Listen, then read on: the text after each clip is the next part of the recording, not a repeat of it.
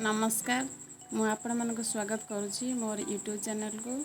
आज आम प्रस्तुत करवा आपण मानक प्रिय घर देसी खाद्य चिंगुड़ी पोई घांट।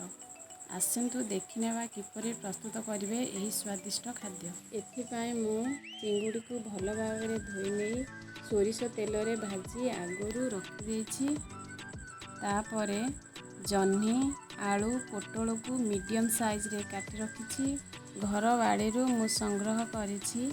आपण माने देखि पारुथिबा एही फ्रेश पोई जहाँ को मु आगरू छोट छोट पीस करी काटी रखिछि। प्रस्तुत करनेबा एही स्वादिष्ट खाद्य। फास्ट आमे करी को भल भाव में गरम करनेबा तापरे आमे 2 चम्मच फ्रीडम रिफाइन तेल पकाइबा।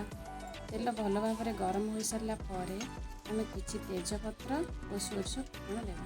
फुटण टी फुटी सारिबा पर आमे कटा जाइतिबा पियाज पकाइबा। एहा पर पियाज गोल्डन कलर आसिया पर्यंत भाजी नेउथिबा। पियाज भल भाव में न पाचिले तरकारी भल स्वाद आसबनी। एथिपाई आमे पियाज को भल भाव में भाजी नेबा। आपण माने देखि पारुथिबे पियाज की गोल्डन कलर आसीगलानी। आगरू प्रस्तुत कर नैथिबा अदा रसुण सोरिष जीरा लंका पेस्ट को आमे एबे ऐड करनेबा।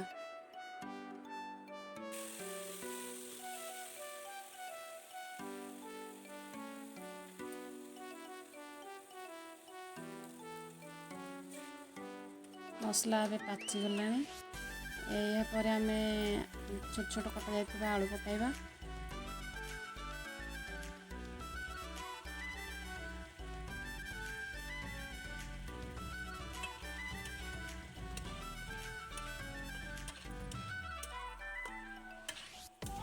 आलू गुड़िक सिझापी आम या किसी समय ढाकुणी देवा।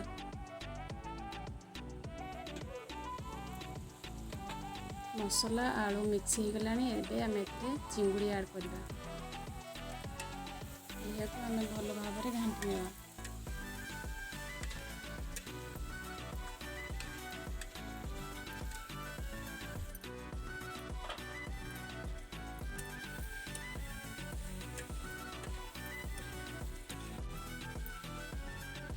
आपण मैंने देखि पारुथिबे आलूटी सिझी गलानी। एबे आम झुडंग पोटल बैगण ऐड करवा।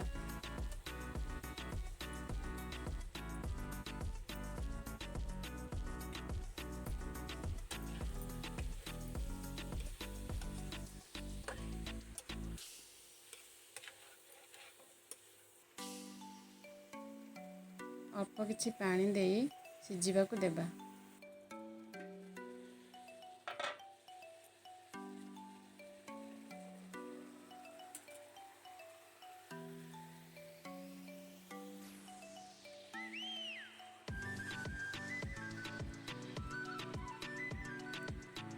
परिबा गुड़िक अल्प सिझी सारिबा पर एथिरे आमे पोईखाड़ी और जह्नी पकाइबा।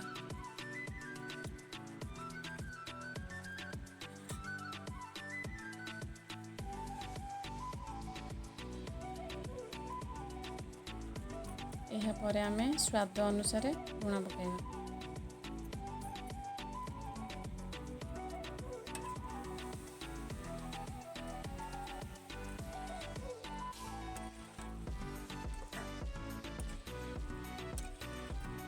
तापरे आमे एसबू को भल भाव में सिझा मिक्स करनेबा।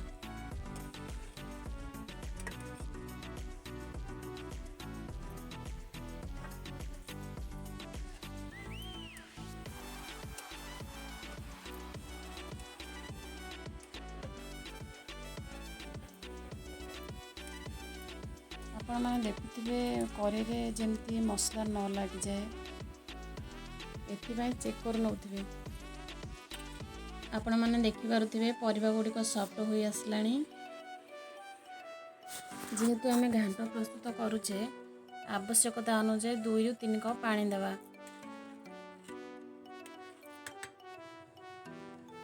पानी दे सारिबा पर 2 ରୁ 3 मिनिट सिझिबा पई ढांकुणी घोड़ाई रखिबा।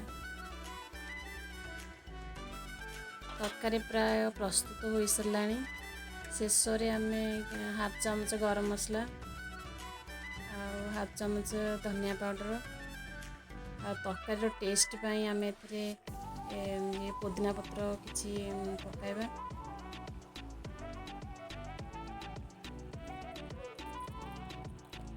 ଏବେ ବଢ଼ିଆ ସ୍ମେଲ୍ ଆସୁଛି।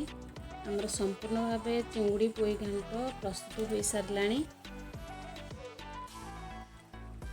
ଦେଖନ୍ତୁ ଏହା ବହୁତ ସୁନ୍ଦର ଦେଖାଯାଉଛି।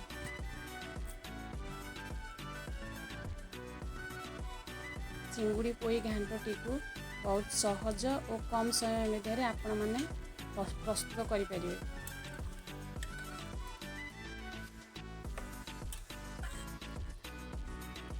ଏହା କିପରି ଲାଗୁଛି ଆପଣମାନେ ନିଜ ଘରେ ନିଜେ ଟ୍ରାଏ କରନ୍ତୁ। ଧନ୍ୟବାଦ।